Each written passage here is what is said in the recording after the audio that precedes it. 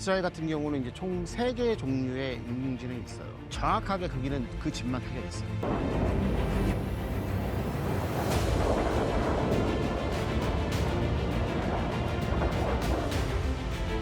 모사드와 코만도가 같이 들어가서 한 거예요. 그럼 여기 봤을 때는 이 작전이 하루 이틀 작전이 아니에요. 예.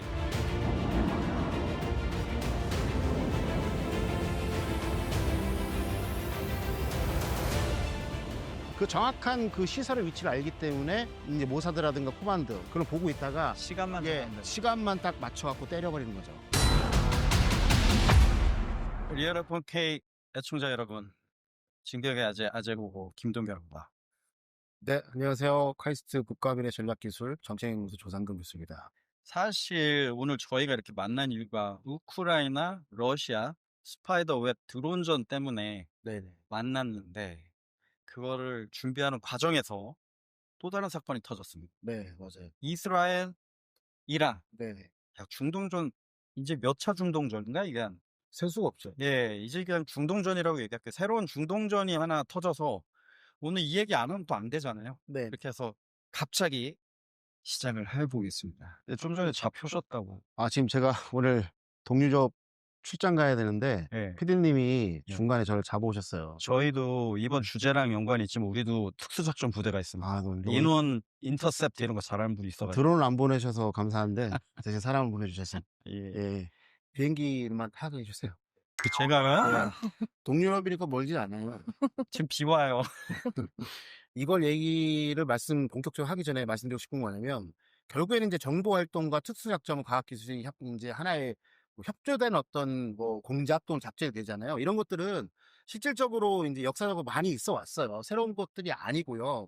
그다음에 이제 그런 부분에 대해서 한번 강조를 드리고 싶고 이제 스파이더 웹 작전하고도 이게 대자뷰가 많이 되는데 네. 이 편 다음에 또 이제 그 구체적인 내용이 나오니까요. 한번 참조해 보시면 제가 어떤 말씀을 드리는지 좀 이해하실 거예요. 이번에도 비밀과 유물이 있나요? 그렇죠. 비밀과 유물이 많습니다. 아. 예. 자, 그리고 우리 리얼 F1K 애청자 여러분, 우리가 왜 번외편을 이렇게 하느냐 다시 한번 말씀을 드리면, 빠른 뉴스를 객관적으로 좀 이렇게 양질의 뉴스를 전달해 드리고 싶은데 이게 시적절하게 하기 위해서 이렇게 번외편이 시작이 됐습니다. Time sensitive news. 예, 너무도 잘하시고. 그럼 본격적으로 네. 이란 이스라엘 전쟁에 대해서 알아보도록 하겠습니다. 네네.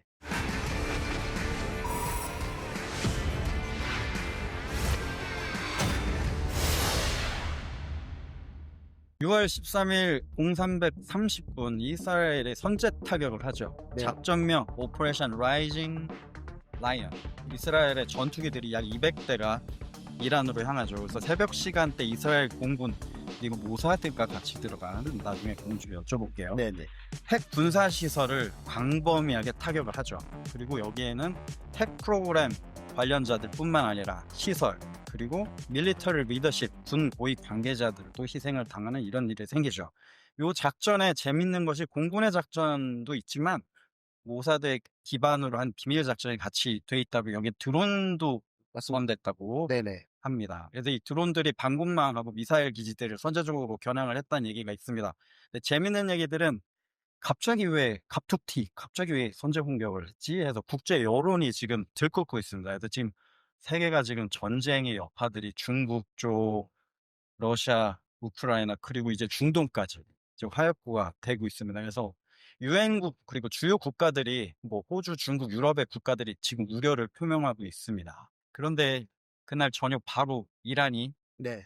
보복을 하죠. 예, 100에서 150발 정도의 탄도미사일 그리고 드론 네. 같이 작전합니다. 한 100여 개 드론이 발사돼서 됐고요. 이때 이란은 오퍼레이션 투루 프로미스 3, 네. 예, 3번이나 약속을 했네요. 못 찍혔죠?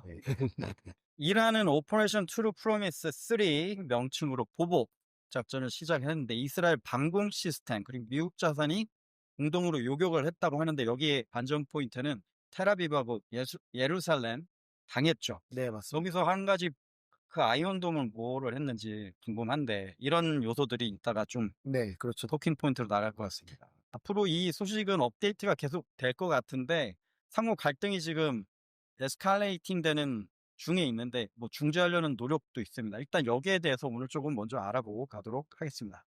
네, 이스라엘 쪽 작전 계획을 먼저 보면 공군기가 약 200여 대가 출동을 해서 네. 이스라엘에서 떠서 원거리 작전을 하죠. 이게 우크라이나 작전하고 좀 다른 게 드론이 한 게 아니라 이번엔 전투 전력들이 편대군이 들어서 들어갔거든요.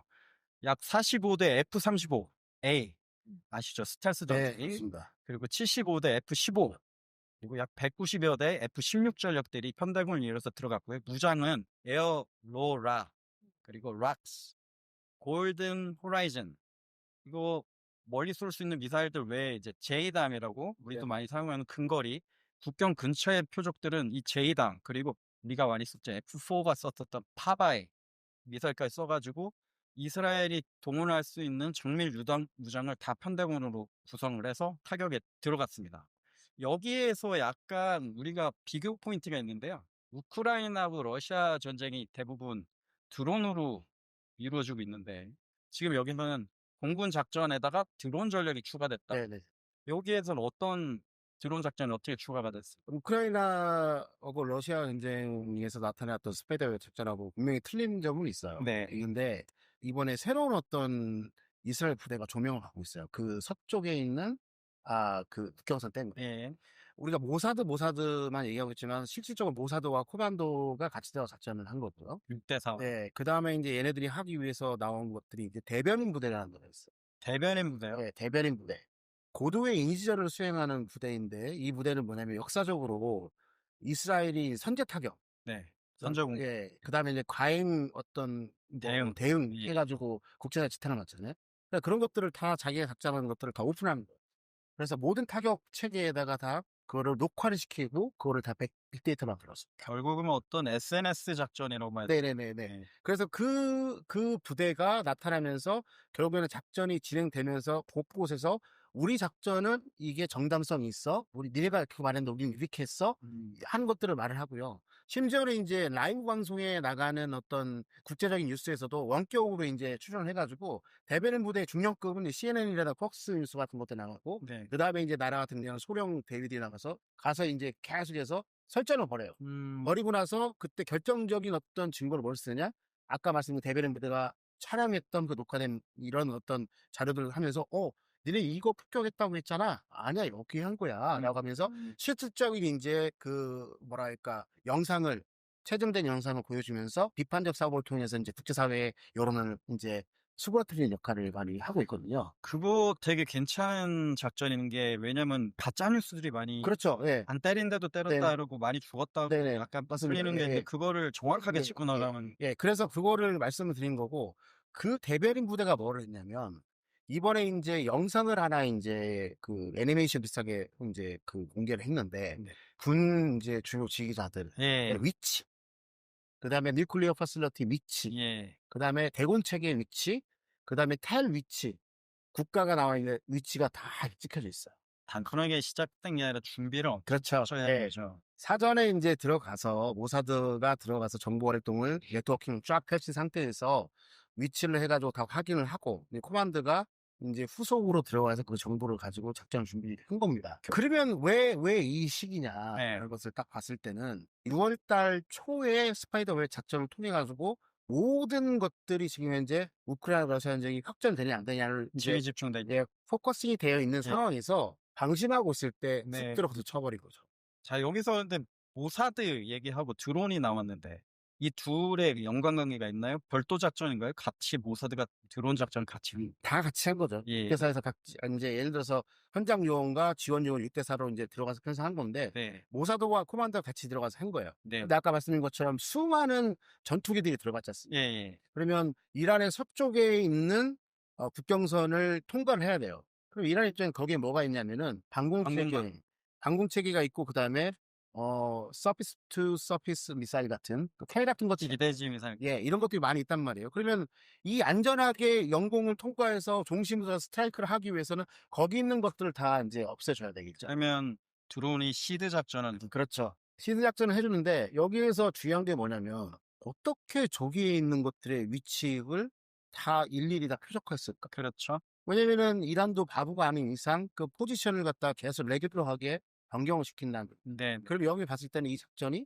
하루 이틀 작전이 아니에요. 예. 커만도가 들어가 갖고 상당히 많은 것들을 추적하고 있었고, 그때 들어갈 때 뭐라 하느냐, 결국에는 인공위성, 그다음에 밑에는 슈미트, 그다음에 또 인제 드론, 네. 그다음에 인제 강청 이런 것들을 통해 가지고 실시간대 다 얘네 위치들을 다 인제 최신화시켰다는 거죠. 네. 그리고 이 충격력을 강하게 하기 위해서 국경선을 넘기 직전에 여기에 있는 인제 포지션들을 다 드론을 이용해서 인제 정밀타격한 거죠. 제가 이쪽 분야는 전문가가 아니지만은 이제 거리상 봤을 때는 공중 급유가 이루어졌을 것 같아요.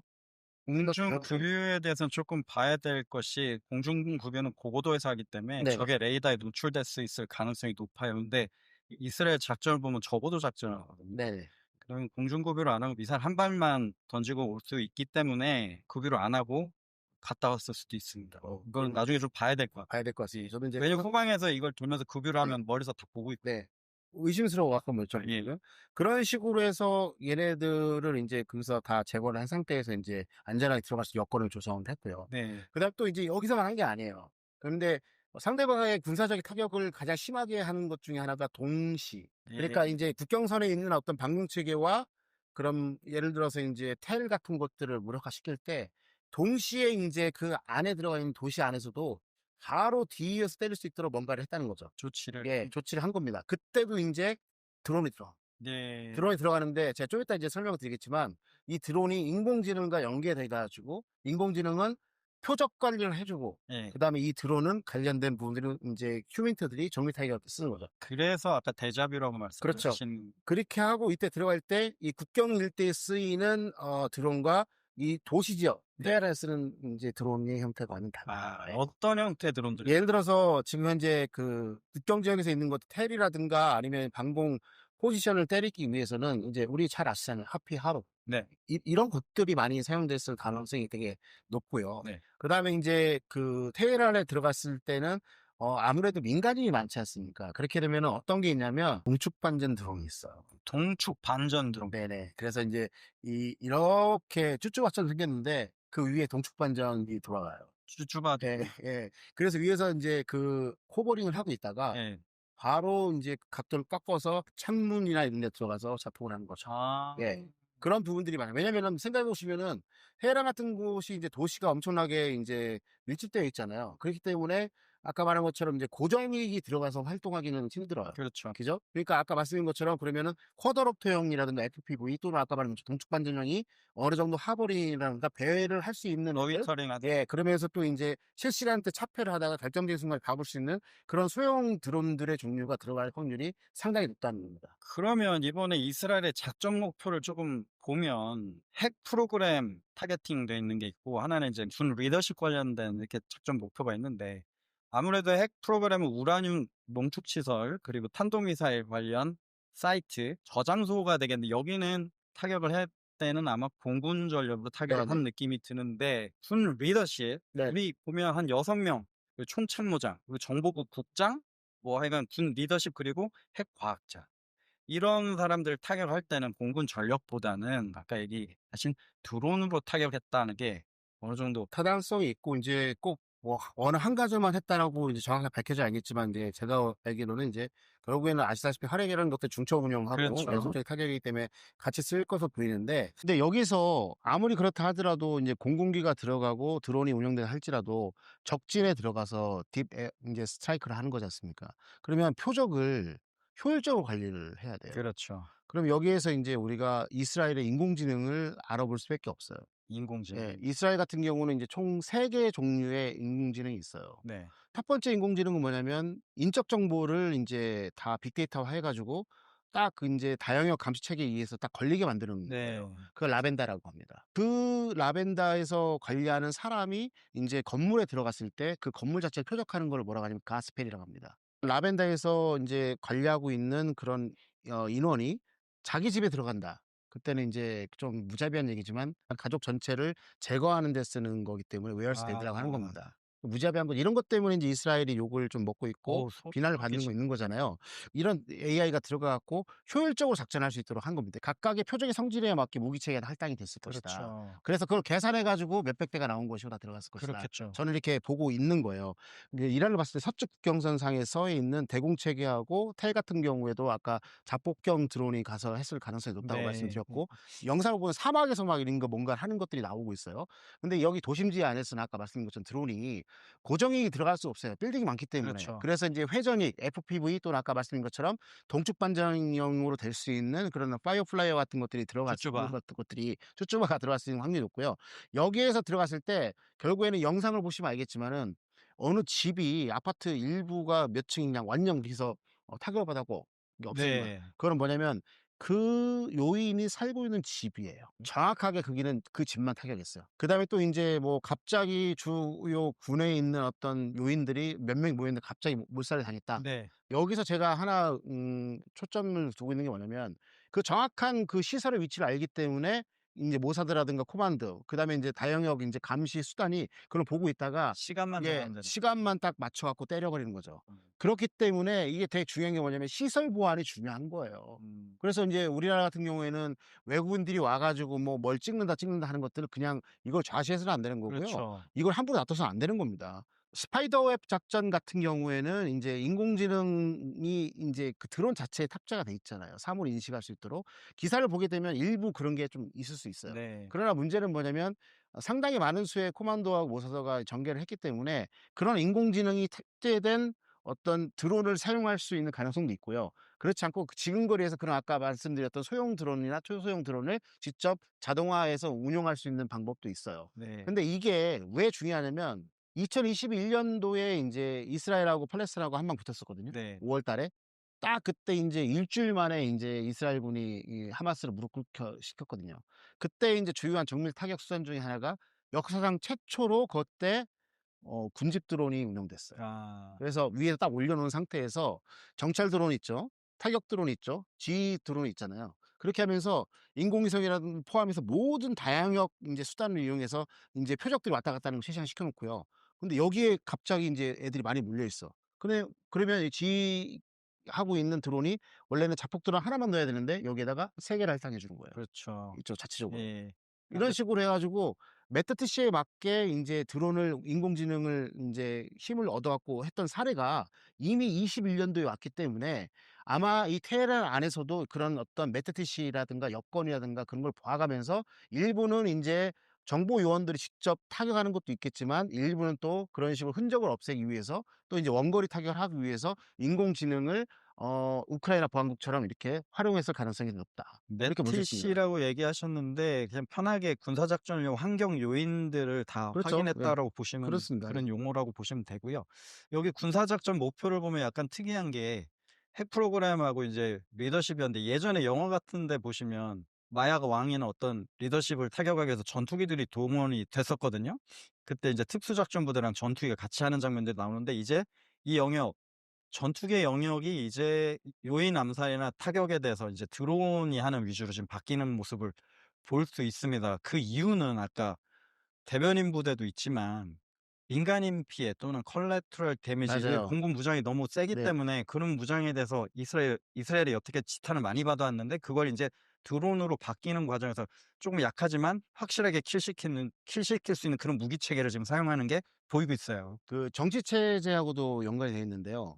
자유민주주의 국가가 거리주의 국가 때릴 때는 주로 누굴 녹이냐면 사람을 표적화시킵니다. 리더십이죠. 예. 우크라이나도 마찬가지 러시아군의 장성들만 쫓아다니는 MIT 부대가 있어요. 밀리터리 인텔리전스 팀이라고 있는데 왜 그러냐면 권위주의 국가의 특성은 경직된 지휘체가 있기 때문에 네. 위선을 제거해 버리면은 이제 지휘 통제가 안 되기 때문에 그런 걸 죽이는 거예요. 여기도 마찬가지예요. 이스라엘도 이란을 봤을 때 권위주의 국가이기 때문에 그런 핵에 개발된 어떤 지식이나 이런 것들을 아무한테나 주는 게 아니에요. 그렇죠. 국가에서 딱 잡고 놓고 너 이것 뭐 이거 하는 건데 그 키워놨던 사람을 제거해 버리게 되면 더 이상 핵에 관련된 개발을 추진할 수 없게 만들어 버리는 겁니다. 그리고 또 인제 그 요인들도 마찬가지 군에서도 이 친구들을 다 해 놓게 되면은 핵 발전과 개발과 연계되어 있기 때문에 얘네들을 제거해 놓게 되면 새로운 애들은 다시 파악을 하고 공부를 해야 되기 때문에 시간이 오래 걸리는 거예요. 네. 그렇기 때문에 인제 핵 개발 자체를 아주 지연시키거나 거부시킬 때 이런 요인 암살을 하고 있거든요. 그래서 이런 부분들이 명확하게 이번에 적용이 됐다. 이렇게 이스라엘이 이렇게 선제 공격을 하고 이란이 반격을 하잖아요. 이란이 이제 드론하고 탄도미사일로 반격을 네. 합니다. 그럼 이스라엘 공군에서 대부분의 이란의 드론을 요격했다라는 얘기가 나오고 있습니다만 다른 측면에 어떤 얘기가 있나요? 대드론 체계가 사용됐다거나 그 이스라엘 같은 경우는 공군에서 아파치를 운용하잖아요. 운용하는데 아파치 D 계열에서 인제 럼보. 예 넘어오는 인제 샤헤드 관련된 드론들을 인제 요격하는 영상들이 지금 나오고 음. 있어요. 그러니까 대드론 체계의 핵심이 뭐냐면 빨리 탐지해서 가장 도시로부터 먼 곳으로부터 딱 때려오는 것들이 그렇죠. 되게 중요한 거예요. 예. 그러니까 아이언돔 오기 전에. 예예. 그다음에 또 인제 기사를 보게 되면 요르단에서도 출격을 해서 인제 격추하는 걸 도움을 줬다라고 하고 있는 거고요. 그래서 실질적으로 인제 거리가 보게 되면은 이란에서 인제 페르시아 반도를 넘어가야 되기 때문에 이스라엘까지 엄청나게 먼 그렇죠. 거리예요. 예. 그렇기 때문에 소형 드론이 갈 수는 없는 거죠. 그렇기 때문에 인제 결국에는 디텍션 인제 될 만한 예 큰 드론들이 그렇죠. 큰 사용돼서 드론밖에 없기 때문에 샤히드 136 정도가 갔을 거고 음. 실질적으로 작년에 인제 그 4월 달에 서로 다른 4 개의 방향에서 이란이 또 인제 도발을 했을 때는 그때 새로운 어떤 종류의 샤헤드가 나왔어요. 샤헤드 136 말고 샤헤드 238이 나왔어요. 그 크기가 어느 정도 되나요? 똑같아요, 샤헤드하고. 음. 근데 그거는 속도가 500 킬로예요, 시속. 순항 미사일이죠. 순항 미사일처럼 돼 있어요. 어. 근데 그것도 인제 4월 달에 다 잡혔어요. 아 왜냐면은 그렇죠. 결국에는 RCS가 노출되기 때문에 500 킬로 그렇죠. 오더라도 다 잡히는 거예요. 근데 이제 문제는 뭐냐면 인제 아이언돔을 뚫고 들어가는 것들이 있어요. 그렇죠. 근데 왜 그러냐면 이스라엘 안에는 아이언 인제 돔 그 포대가 애가 몇 개가 있어요. 몇 개가 있는데 물량 공세를 다 이거를 대응할 수 있는 수준이 그렇죠. 아니에요. 그렇기 때문에 예를 들어서 인제 그런 어떤 석고쏘기라 하는데 첨단 미사일은 인제 순항 미사일과 전술 용어 예 나왔나요? 섞어 쏘기? 섞어쏘기. 예 그것도 인제 재작년에 제가 뭐 언론에 좀 많이 새로운 봤죠. 전술 예 용어 나왔습니다. 섞어쏘기. 우선 인제 가성비가 좋은 것들. 샤히드 136 같은 경우는 최초에 22 년도 23 년도에 우크라이나에 러시아로 넘어갔을 때 한 2,500만 원 정도 했단 말이에요. 어 대량 생산하니까 러시아에서 1,000만 원대로 사용하고 있어요. 예. 그런 것들을 인제 벌 때 jet팟이 확 보내는 거예요. 네. 그래 첫 번째 뭐냐? 우선은 인제 그 이스라엘이 갖고 있는 방공망에 있는 탄약들을 다 소비하게 하는 거고 그렇죠. 레이더를 가부화를 만들어 버린 거예요. 세츄레이션 만 예. 근데 문제는 인제 중간에서 인제 요르단이나 미군들이 요격을 도와줬으니까 어느 정도 그것들이 감사한다 할지라도 양이 너무 많으니까 예. 가서 인제 포대의 어떤 그 요격량보다 그거를 압도해 버리는 거예요. 그러니까 세츄레이션에서 침투가 가능한 거죠. 그렇게 돼서 어느 정도 인제 보시게 되면은 이 방공망이 인제 약간 무력화됐을 때 영상 보시면 뭐가 돼요? 탄도미사일 이런 것들이 가서 꽂히잖아요. 근데 지금 아이언돔이 세츄레이션은 무슨 얘기냐? 순항 미사일 500 킬로를 10 발을 발사했다. 근데 내가 막을 수 있는 게 한 8 발에서 10 발을 막을 수 있다. 그럼 오토 타겟팅으로 아이언돔이 얘네들 대응하고 있겠죠. 근데 탄도미사일은 마하 2에서 네. 8 이상의 속도로 와요. 그럼 결국 드론이 들어올 때 탄도미사일이 들어오면서 속도를 더 가져와서 얘네를 오버슈트 할 수 있거든요. 그러면 오토 타겟팅을 끊고 다시 타겟팅 늦어요. 맞아요. 예. 그런 시스템의 방공망에 약간 오류가 있어서 그런 거를 드론하고 같이 작전을 하는 이게 느낌이 듭니다. 그리고 샤히드 136 같은 경우는 전술이 따로 있어요. 그거를 5 대 7 대로 해서 zet팟식으로 보내요. 보내는데 예를 들어서 하나 둘 셋 넷 다섯 대고 중앙에 2 대를 하게 되면 바깥에 있는 애들은 탄두를 집어넣지 않아요. 맞을 거니까. 예. 어차피 맞을 예예예. 거니까. 그래서 걔네가 인제 바깥에 애가 한번 희생해 주면 얘네가 뚫고 그렇죠. 들어가는 거죠. 그거를 1 제파, 2 제파, 3 제파로 하는 거예요.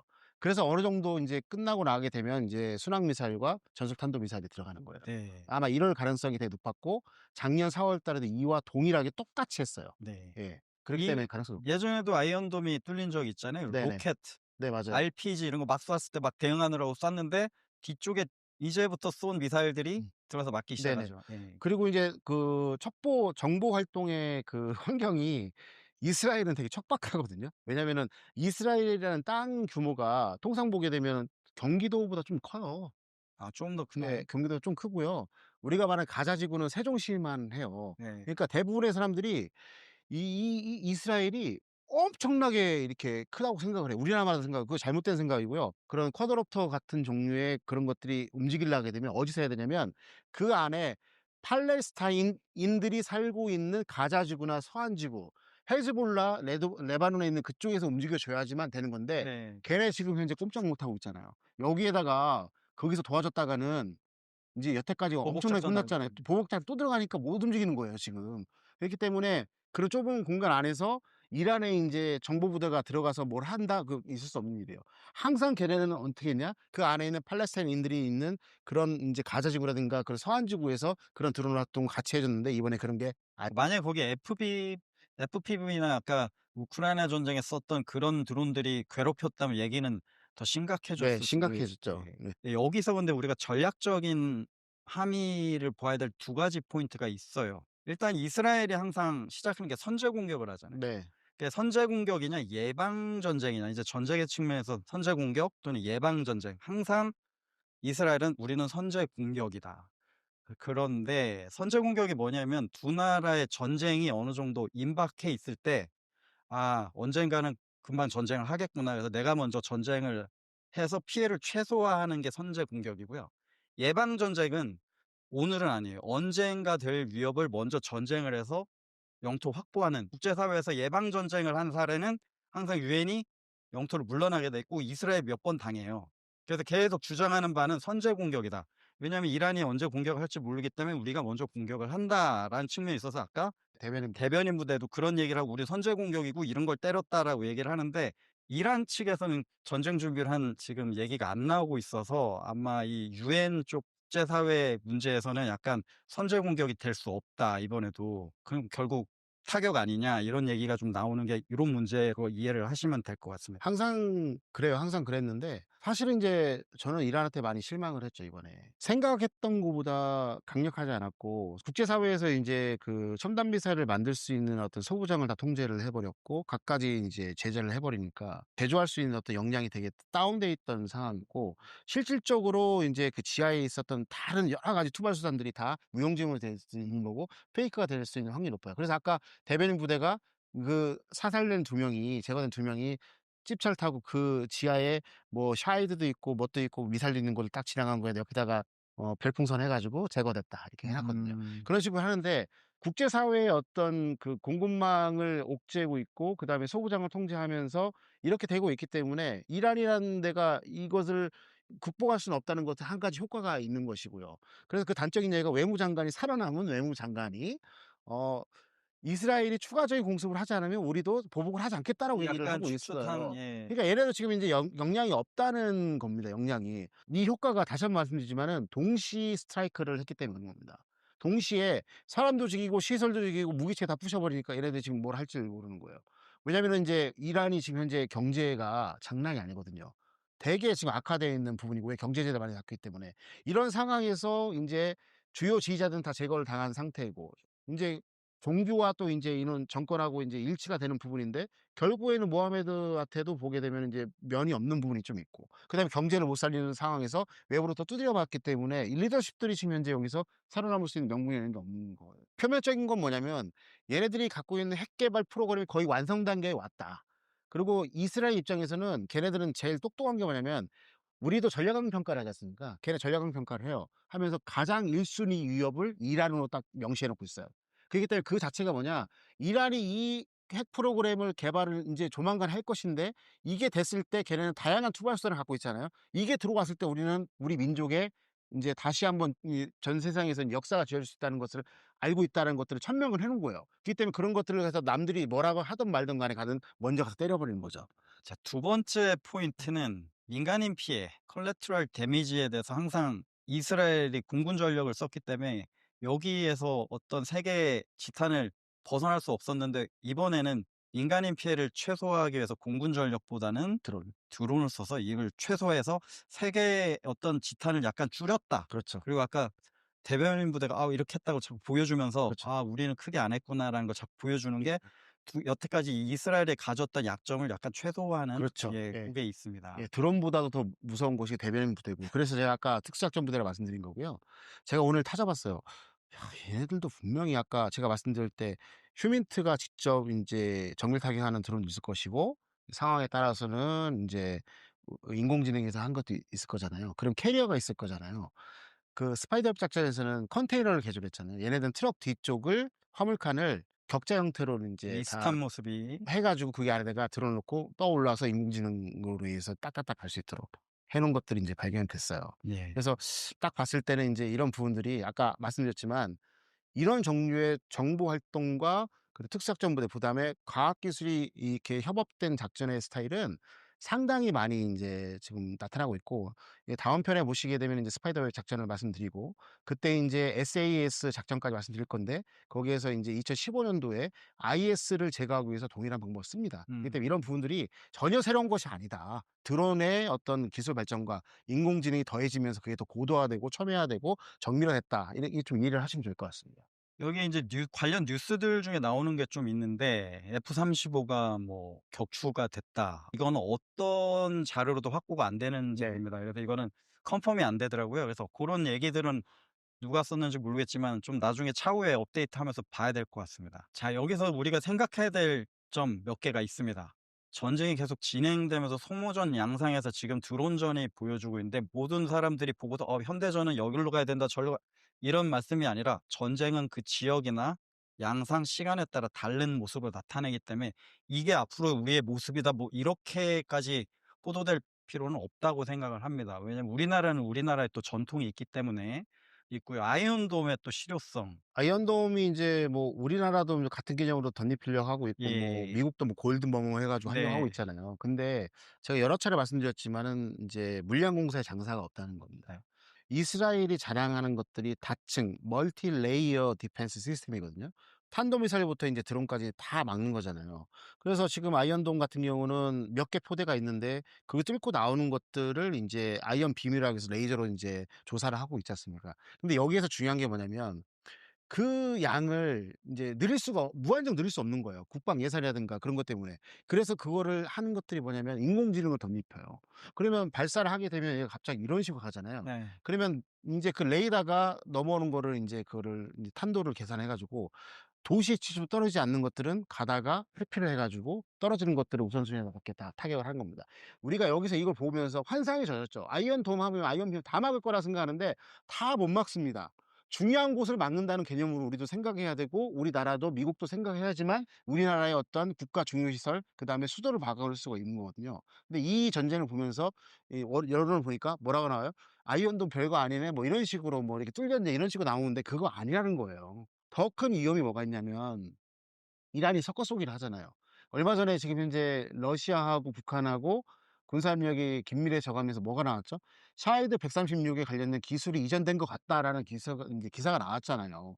그러니까 사실은 인제 중국이라는 어떤 나라로부터 소부장을 인제 공급받고 기술력을 러시아로부터 인제 제공받아서 지금 러시아로 보내는 어떤 드론들을 OEM하고 있는 북한의 입장에서는 이 꽃밭이 되는 거죠. 그러면 걔네가 갖고 있는 순항 미사일, 그다음에 탄도 미사일, 포병 이런 들과 같이 섞어 쏘게 된다면 우리가 중심이 짧은 우리 한반도에서는 더 치명타가 나올 수 있다는 겁니다. 그렇기 때문에 결국은 이런 위협이 고조화되면 될수록 우리 국민들은 뭘 생각하냐면 '모든 걸 다 지켜주겠지. 아이언돔 갖고 오면 되겠지. 이런 식으로 해서 뭐 무슨 시스템 하면 되겠지.'라고 하는데, 결국에는 전쟁의 실상을 명확하게 알아내는, 다 막을 수 없다. 그게 군의 잘못이 아니고 국가의 잘못이 아니다. 그건 당연한 것이다라는 것들을 하는 그 시각부터 가져야지만 우리가 제대로 막을 수 있다. 완벽한 방어 작전은 없어요. 없습니다. 네. 예. 기술적으로도 불가능하고요. 그래서 그런 건 이해를 잘 하실 필요가 있다고 봅니다. 그러면 오늘까지 현 상황만 가지고 판단을 했을 때요.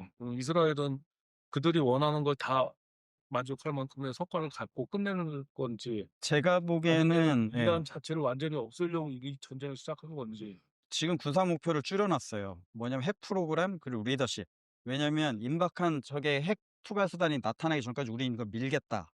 저장소, 네. 발전, 뭐 핵 프로그램을 때린 거고, 그리고 그거를 지휘하는 리더십을 제거함으로써 어느 정도 일정 기간 우리가 안정을 가질 수 있겠다. 이게 군사 목표로 봐야 되겠죠. 저는 정보 활동에 관련된 부분 상당히 중요하다고 생각을 해요.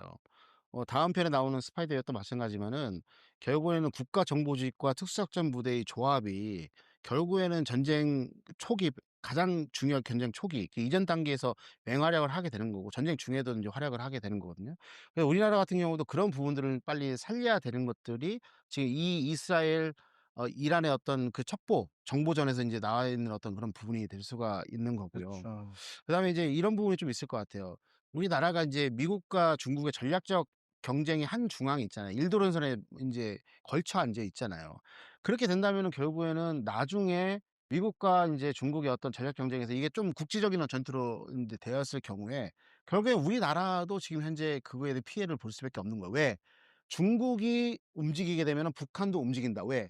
중국이 고스란히 미국의 영향을 받는 것을 분산시키기 위해서 북한도 반드시 움직인다는 겁니다. 그런 부분에 대해서 우리는 지금 현재 과부하 걸리는 거예요. 드론과 되도록은 같이 해야 되는 상황이 되는 거예요. 그렇죠. 이게 쉽지 않은 거거든요. 이 두 가지를 같이 해야 되는데 그것도 전술적, 작전적, 전략적 수준을 다 같이 해야 되는 거예요. 그러니까 이런 부분에 대해서 우리가 좀 고민을 좀 해 봐야 될 것 같고, 다시 한번 말씀드리지만 이 정보 활동, 특수 작전, 여기에 과학 기술을 어떻게 덤빌 것이냐에 따라서 이게 우리가 이 어떻게 하면 전쟁을 인제 억제하거나 결정적인 순간에 인제 힘을 발휘할 수 있기 때문에 이 부분들을 우리가 좀 고민을 해야 될 것 같아요. 네. 리얼오픈 K 번외편, 이번에 이스라엘과 이란에 관련 비밀과 유물에 관한 이야기는 오늘 여기까지 하겠습니다. 리얼오픈 K에서는 언제나 정확하고 발빠른 뉴스를 여러분께 전달 드릴 것을 약속드립니다.